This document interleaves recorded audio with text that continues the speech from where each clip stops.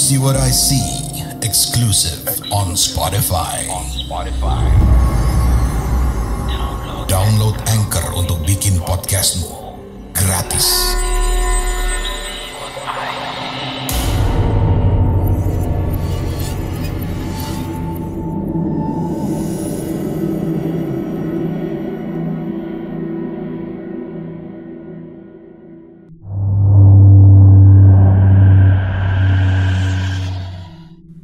Ibu saya itu orangnya luar biasa berani banget. Terus juga hebat. Seperti superhero dalam pandangan mata saya. Ayah saya sering banget dapat kerjaan di luar kota. Itu membuat saya lebih sering sama ibu berdua saja di rumah. Sebenarnya kakek saya sering banget ngajakin buat nginep di rumahnya. Rumah kakek cukup jauh, tapi masih di dalam kampung yang sama. Tapi kata ibu, takut kakek repot ngurusin saya. Apalagi ada banyak anak-anak yang mengaji di rumah kakek hampir non-stop. Rumah kami terletak di pinggir jalan. Kebetulan ibu saya adalah Bu RT. Saya senang kalau bulan puasa dan bulan haji datang. Kalau bulan haji, pasti ibu yang jadi ketua koordinator kurban. Cukup kerepotan. Tapi saya senang karena ada begitu banyak tetangga-tetangga yang berkumpul untuk menyiapkan makan siang bagi bapak-bapak yang menjadi panitia kurban. Hari itu kalau nggak salah di sekitar bulan puasa tahun 2012. Waktu itu kami baru saja pulang sholat tarawih. Di jalan, ada orang yang berkejar-kejaran sambil membawa semacam senjata tajam, sambil diangkat tinggi-tinggi. Saya ketakutan dan langsung masuk ke dalam rumah. Ibu saya sempat berdiri di pagar sebelum menutup pintu, dan itu saya ngintip dari balik gorden ruang tamu. Saya juga melihat ada bapak-bapak, beberapa orang, mengejar bapak-bapak yang gak pakai baju. Nggak ada satu orang pun yang berani nolong. Setelah nutup pintu pagar, ibu saya langsung masuk ke rumah. Terus ambil ponselnya. Ibu kemudian menghubungi salah satu om saya yang bekerja di polsek di dekat rumah. Jarak polsek dari rumah dekat sih. Jalan kaki pun bisa. Kalau naik motor tentunya lebih cepat. Tapi ibu nggak masuk ke dalam kamar. Itu kejadiannya benar-benar cepat banget. Bayangin aja, saya itu cuman ganti pakaian, meletakkan mukena, dan itu kejadiannya cepat sekali. Adalah bapak-bapak yang dikejar-kejar beberapa orang tadi itu yang nggak pakai pakaian. Kita anggap saja namanya Pak Bambang ya. Pak Bambang itu sudah duduk tergeletak di samping pagar rumah kami. Kebetulan pagar rumah kami itu adalah pagar yang bercelah-celah. Nah, dari celah-celah pagar itu, saya melihat ibu yang masih pakai mukena, duduk berjongkok, dan di sebelahnya itu ada Pak Bambang. Saya sudah merinding waktu itu. Pak Bambang sudah tergeletak lesehan di dekat pagar rumah saya. Kemudian saya keluar ke teras, saya panggil ibu. "Bu," kata saya seperti itu. Tapi ibu ngasih kode dengan tangannya supaya nggak dekat-dekat. Saya langsung berhenti di situ, di teras depan. Saya duduk di kursi tempat biasa orang-orang nungguin ibu. Orang-orang ada yang mendekat ke ibu, ada juga yang memperhatikan dari jarak yang cukup jauh. Karena itu kan posisi sehabis pulang tarawih. Jadi memang masih ada orang yang berlalu lalang di situ. Ada ibu-ibu lain yang berteriak, memekik kaget. Kain mukena ibu saya itu sudah berubah jadi warna merah karena dipakai untuk nutupin luka perut dari Pak Bambang. yang kata tetangga saya itu lukanya cukup menganga. Jadi Pak Bambang itu sepertinya terkena sabetan benda tajam oleh orang-orang yang mengejarnya tadi. Dan di situ ibu saya coba untuk nuntun syahadat karena kan suaranya kedengaran banget di telinga saya. Walaupun saya nggak melihatnya secara langsung. "Syahadat yuk Pak, syahadat. Bisa kan syahadat?" ucap ibu saya. Waktu itu ibu saya sudah seperti mau nangis. Orang-orang yang ngeliatin juga kayak wajahnya itu semuanya sedih. Tepat di seberang kami itu ada sebuah minimarket. Jadi neon box minimarket itu mengarah ke arah rumah kami. Dan itu terang sekali cahayanya. Di situ orang-orang menangis, orang-orang mungkin sedih. Walaupun mungkin gak begitu kenal dan suara itu kayak terbata-bata. Ibu saya masih duduk berjongkok. Masih seperti tangannya itu menopang punggung Pak Bambang. Dibantu oleh salah seorang bapak-bapak lainnya. Seketika waktu itu saya merasa lemas dan gemetar. Sayup-sayup terdengar Pak Bambang ini mengucap dengan susah payah membaca kalimat syahadat. Tapi belum selesai mengucapnya, dia itu sudah seperti lemas, seperti akan kehilangan nyawanya. Lalu saya mendengar ibu-ibu yang lain itu menjerit histeris, dan ada juga yang mengucap istighfar. Astagfirullah, astagfirullah, innalillahi wa inna ilaihi rajiun. Waktu itu saya lemas sekali. Kemudian ibu saya mengeluarkan ponselnya. Ia berusaha menelpon om saya yang ada di polsek dan memarahi om saya. "Kamu itu lama banget, bisa kerja apa enggak? Ini ada orang meninggal depan rumah. Cepat ke sini." Ya begitulah pokoknya ibu saya waktu itu mengomel-ngomel. Beberapa menit kemudian, mobil ambulan datang. Disusul mobil polisi di belakangnya. Dan di situ rumah kami jadi tempat kerumunan orang-orang. Keesokan harinya, ibu saya membersihkan bekas-bekas darah yang tercecer di pagar rumah saya. Waktu itu tidak ada perasaan takut sama sekali. Mulut ibu saya sambil komat kamit membaca doa, dan saya pun berinisiatif untuk membantu. Tapi waktu itu ibu melarang saya. "Nggak usah nak, stop, kamu di situ aja." Waktu itu saya melihat banyak sekali darah yang berceceran dan ada sebagian yang tergenang.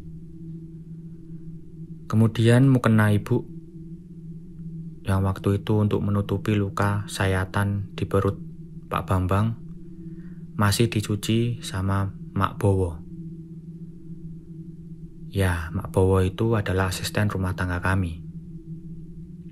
Mak Bowo bilang, "Kenapa nggak dibuang aja mukenanya?" Tapi ibu saya ngomong kalau nggak boleh buang-buang barang. Selama masih bisa dipakai, masih bisa dimanfaatkan, untuk apa dibuang? Jadi setelah beberapa hari dari kejadian itu, entah malam apa waktu itu saya lupa,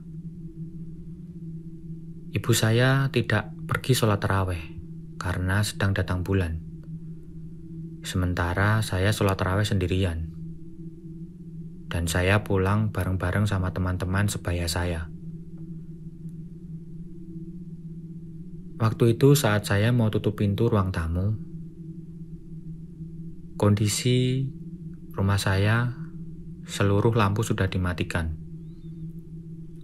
Tiba-tiba saya mendengar kayak ada orang yang lagi baca syahadat, tapi tidak ada wujudnya. Sayup-sayup terdengar seperti asyhadu, tapi nggak sampai selesai. Kata-katanya seperti terbata-bata dengan suara yang seperti hanya sampai di tenggorokan. Waktu itu saya langsung merasa merinding. Kemudian, "Kamu sudah pulang," ucap ibu saya mengagetkan saya.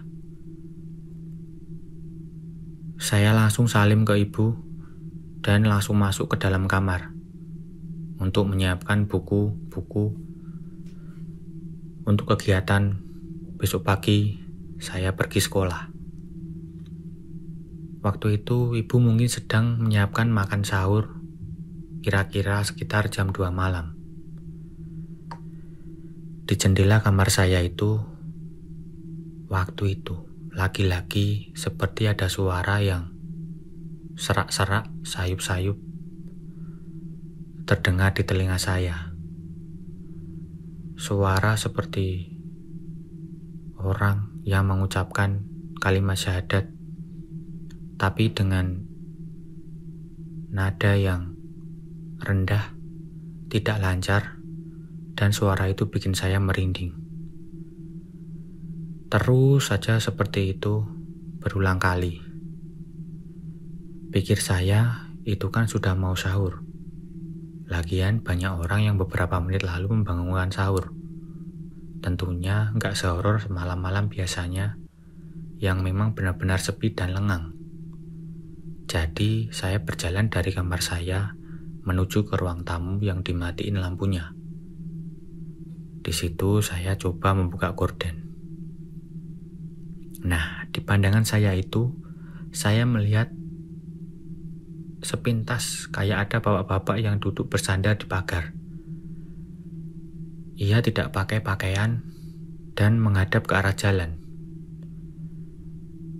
Tapi kemudian, tiba-tiba saja dia seperti memutar tubuhnya, seolah-olah tahu kalau saya itu sedang mengintip dan memperhatikan dia. Wajahnya itu benar-benar pucat, tangannya berlumuran darah, dan dia seperti seolah-olah lagi megangin perutnya yang berdarah. Di situ saya bingung, saya nge-freeze, gak bisa bergerak. Saya ketakutan, tapi gak bisa mengalihkan pandangan dari makhluk tersebut. Saya seolah-olah seperti terhipnotis untuk melihat terus dan lebih lama. Tapi ibu saya alhamdulillah ada di belakang saya. Mungkin ia mencari saya di kamar, kemudian mencari saya di musola, gak ada. Kemudian dia tanya kepada saya, "Kamu ngapain?" Saya gelagapan dan susah ngomong waktu itu.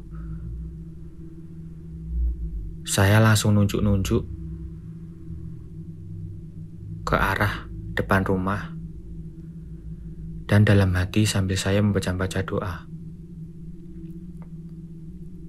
Kemudian ibu saya bilang, "Makanya jangan suka ngintip-ngintip ke situ. Ibu kan udah larang kamu." Jadi ibu saya nuntun saya untuk ke ruang makan. Dan di situ saya nggak nafsu untuk makan sahur. Suara sosok makhluk laki-laki yang sedang seperti mengucap syahadat itu terngiang-ngiang banget di telinga saya. Sampai saya tiba di sekolah pun juga masih kepikiran suara itu. Saya tidak tenang. Berhari-hari seperti itu. Tidur saya pun jadi tidak nyenyak. Dan waktu itu saya belum bercerita sama ibu atas kejadian ini. Setelah beberapa hari, akhirnya saya mulai bercerita kepada ibu saya. "Bu, saya sering banget dengar ada suara seseorang yang sedang berusaha membaca syahadat. Dan suara itu kayaknya dekat banget di telinga saya. Dan itu kadang-kadang membuat saya nggak tenang, Bu." Kemudian waktu itu ibu saya waktu sedang menyiapkan makanan untuk buka puasa, Ia menanggapi apa yang saya ceritakan dengan cuma senyum dan langsung mengajak saya duduk di meja makan setelah mematikan kompor. Kemudian dia bertanya, "Kenapa kamu takut?" Saya pun mengangguk. Dan saya bilang, "Saya nggak nyaman aja, Bu. Saya jadi keingat peristiwa almarhum Pak Bambang di depan rumah," ucap saya. "Nggak apa-apa, bagus dong kalau kamu terngiang kalimat itu." "Loh, kok bagus sih, Bu? Anaknya lagi ketakutan dan kebingungan kayak gini, kenapa Ibu jawabnya seperti itu?" "Ya iyalah," Ibu bilang bagus. "Malah seperti itu kita jadi ingat mati kan?" ucap ibu saya. Itu kayak semacam jadi pagar pembatas untuk kita teringat yang namanya ajal itu kapan saja bisa datang. Untuk itu, kita harus berlaku baik sama orang lain. Entah itu tetangga, teman, bahkan keluarga sendiri itu bisa jadi pembatas. Kita itu nggak boleh melakukan hal-hal yang dilarang. Lanjut ibu waktu itu. Perkataannya sedikit, tapi menohok. Dan ada benarnya. Dengan seperti itu, menjadi warning bagi saya untuk belajar berproses jadi manusia yang lebih baik. Bukan karena saya sok baik, tapi dengan adanya kejadian Pak Bambang meninggal dunia di depan rumah kami itu, membuat saya tersadar perkataan ibu ada benarnya juga. Karena bagaimanapun itu, yang namanya ajal, kita tidak akan pernah mengetahui persis kapan datangnya. Kamu punya pengalaman horor? Kirim ceritamu ke podcast.ceritahoror@gmail.com.